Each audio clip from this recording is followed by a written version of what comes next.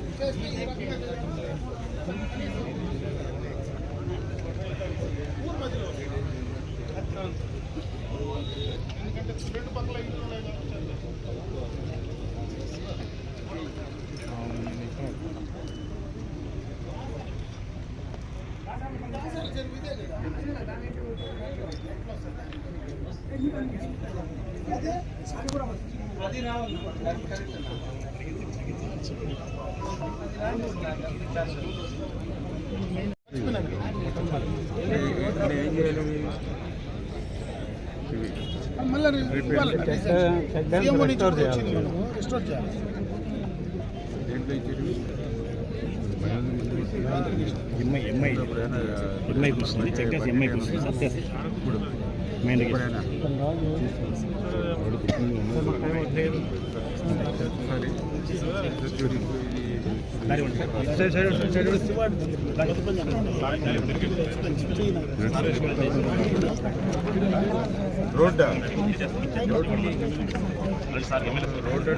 Road వాళ్ళు చేయలేరు, irrigation పిఆర్లో side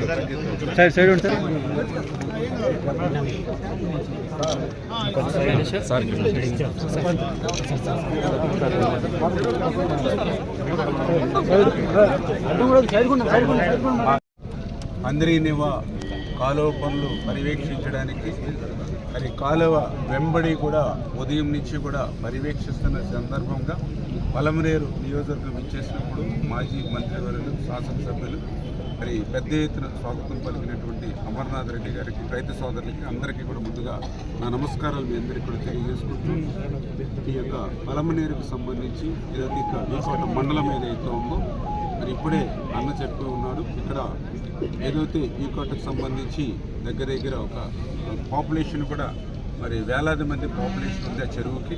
ఖచ్చితంగా ఆ చెరువుకి మనము ఈ యొక్క బ్రాంచ్ కెనాల్ నుంచి వాటర్ ఏదైతే ఓటీ తీసుకుని ఆ ఓటీ నిర్మాణం చేసి దాని నుంచి అక్కడ ఒక 700 మీటర్ల వరకు కూడా కచ్చా కింద ఉండి కూలిపోతుంది. దాన్ని కూడా క్లీన్ చేసి అది సిమెంట్ డ్రైన్ కింద, అంటే ఏదైతే ఆ వాటర్ని ఓటీ నుంచి డైరెక్ట్గా ఆ చెరువుకి వెళ్ళేటువంటి విధంగా సిమెంట్ లైనింగ్ చేసి ఏర్పాటు చేయమని ఏదైతే కోరారో మరి దాన్ని కూడా ఇప్పుడే అధికారులు అదేవిధంగా ఏజెన్సీతో కలిపి ఈ యొక్క బ్రాంచ్ కెనాల్తో పాటు ఆ పనులు కూడా పూర్తి చేయమని చెప్పేసి కూడా అధికారులు కూడా ఆదేశించడం జరిగింది.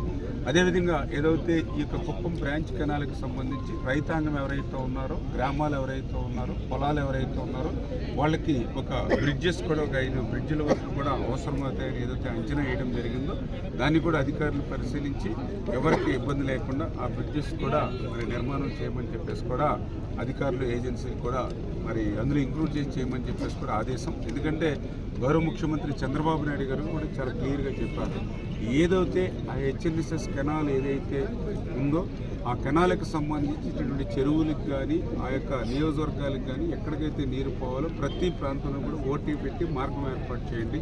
అదేవిధంగా ప్రజలకి అవసరమైన చోట్ల బ్రిడ్జెస్ కానీ ఇట్లా కానీ సౌకర్యాలు ఏవైతే ఏర్పాటు చేయమని ఆయన ఏదైతే మాకు చెప్పారో దాని ప్రకారంగా ఏ ఇబ్బంది లేకుండా కార్యక్రమాలు చేపడతామని చెప్పి తెలియజేసుకుంటూ ఈరోజు ఉదయం నుంచి కూడా నేను హెచ్ఎన్ఎస్ఎస్ కెనాల్ని పరిశీలిస్తూ ఉన్నా.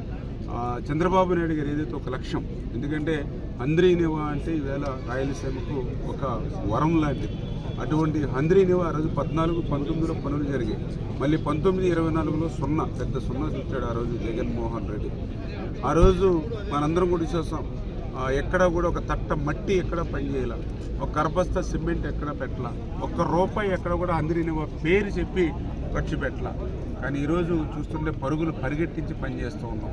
ఏదైతే ఈవేళ మాల్యాల ఎక్కడైతే మరి శ్రీశైలం నుంచి ఏదైతే వాటర్ మనం ఏదైతే ఈ యొక్క హంద్రీనివా మాల్యాల దగ్గర నుంచి తీసుకుంటున్నామో, మాల్యాల దగ్గర నుంచి జీడిపల్లి రిజర్వాయర్ అంటే ఫస్ట్ 216 కిలోమీటర్స్ ఏదైతే ఉందో ఆ ప్యాకేజీని కూడా రివ్యూ చేస్తే మరి ఈవేళ అవన్నీ కూడా 50% నుంచి 60% వరకు ఇప్పటివరకు పనులు పూర్తవడం జరిగింది. వారు కూడా రేపు జూన్ 15 లేదా జూన్ ఎండింగ్ కల్లా ఆ పనులు కంప్లీట్ చేసేటువంటి విధంగా ప్రణాళికాబద్ధంగా వెళ్తూ ఉన్నారు. అదేవిధంగా ఏదైతే జీడిపల్లి రిజర్వాయర్ 216 నుంచి ఏదైతే 400 కిలోమీటర్ అంటే మెయిన్ కెనాల్ ఏదైతే పొంగనూరు బ్రాంచ్ వరకు ఉందో మరి ఆ పనులు కూడా ఏదైతే 2 ఏజెన్సీలు ఏదైతే చేస్తున్నాయో అవి కూడా రివ్యూ చేసాం. అవి కూడా మ్యాక్సిమం జూలై ఎండింగ్ కల్లా, ఎందుకంటే మొన్నటిదాకా మార్చి నెలాఖరు వరకు కూడా నీరుంది యొక్క హంద్రీనివా మెయిన్ కెనాల్లో. అంటే అది ఏప్రిల్ నుంచి మాత్రమే వాళ్ళు పనులు చేసుకోవడానికి అవకాశం వచ్చింది. ఆ పనులు చేసుకుందామన్నా కూడా గతంలో పనులు చేసినప్పుడు క్రిటికల్ వర్క్స్ అన్నీ వదిలేసిపోయారు. ఆ క్రిటికల్ వర్క్స్ అన్నింటినీ కూడా మళ్ళీ వీళ్ళు వర్క్ చేయవలసినటువంటి పరిస్థితి వస్తుంది. అంచేత మ్యాక్సిమం ఈ జూలై ఎండింగ్ కల్లా క్లియర్ చేస్తామని వాళ్ళు చెప్పడం జరిగింది. అదేవిధంగా ఏదైతే పొంగనూరు బ్రాంచ్ కెనాల్ ఏదైతే 0 నుంచి 75 వరకు ప్యాకేజ్ కానీ 75 నుంచి ఏదైతే 207 వరకు ఉన్నటువంటి ప్యాకేజ్ కానీ ఏవైతే ఉన్నాయో అవి కూడా సంతృప్తిగానే పనులు జరుగుతూ ఉన్నాయి. అదేవిధంగా ఏదైతే ఈ యొక్క కుప్పం బ్రాంచ్ కెనాల్ కూడా మరి ఏదైతే ఈ యొక్క 0 నుంచి మరి లాస్ట్ పాయింట్ 163 కిలోమీటర్స్ 131 కిలోమీటర్స్ వరకు ఒక ప్యాకేజీ, టోటల్గా ఒకటే అంటే 2 ప్యాకేజీల కింద చేస్తాం, ఒకటే ఏజెన్సీ. అవి కూడా రేపు జూన్ 15 కల్లా ఈ వర్క్స్ కూడా కంప్లీట్ చేస్తామని చెప్పేసి కూడా అధికారులు ఏజెన్సీ కూడా భరోసా ఇవ్వడం జరిగింది. అంటే నిజంగా ఇది ఒక చరిత్ర. ఎందుకంటే 5 సంవత్సరాలు ₹1 కూడా ఖర్చు పెట్టినటువంటి ప్రభుత్వాన్ని గతంలో మనం చూసాం 5 సంవత్సరాల పాలనలో. ఈరోజు అదే 5 సంవత్సరాల్లో చేయనటువంటి పనిని మనం 3 నెలల్లోనే ఈరోజు హంద్రీనివా పనిచేస్తున్నామంటే చంద్రబాబు నాయుడు గారికి హంద్రీనివా మీద రాయలసీమ మీద ఉన్నటువంటి చిత్తశుద్ధికి ఒక నిదర్శనం. ఎందుకంటే ఈవేళ 3,880 కోట్ల రూపాయలు ఈవేళ ఏ ప్రాజెక్టుకి కేటాయించినటువంటి కేటాయింపులు హంద్రీనివాకు మన బడ్జెట్లో కేటాయించాం. ఈవేళ ఆ యొక్క కేటాయించడమే కాదు, దానికి ఒక లక్ష్యం కూడా నిర్దేశించి ప్రతి వారము ప్రతి 10 రోజులకు ఒకసారి చంద్రబాబు నాయుడు గారే స్వయంగా సెక్రటరియట్లో ఈ పనుల్ని రివ్యూ చేస్తూ ఉన్నారు.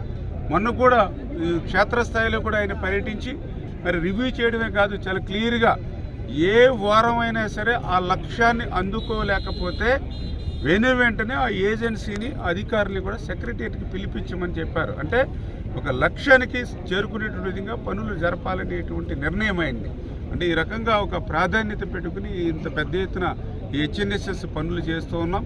గత ప్రభుత్వంలో ఏ రకంగా నష్టం చేశారో దయవుంచి ప్రజలందరూ కూడా అర్థం చేసుకుని, ఎందుకు ఈ మాట చెప్తున్నానంటే గత ముఖ్యమంత్రి చెప్తూ ఉన్నాడు నేను రాయలసీమ బిడ్డ అని. కానీ నిజంగా నేను చూస్తే ఈవేళ రాయలసీమకు ఏ ముఖ్యమంత్రి చేయనటువంటి అన్యాయం జగన్మోహన్ రెడ్డి చేసినటువంటి పరిస్థితి మనకు చాలా క్లియర్ కనిపిస్తుంది.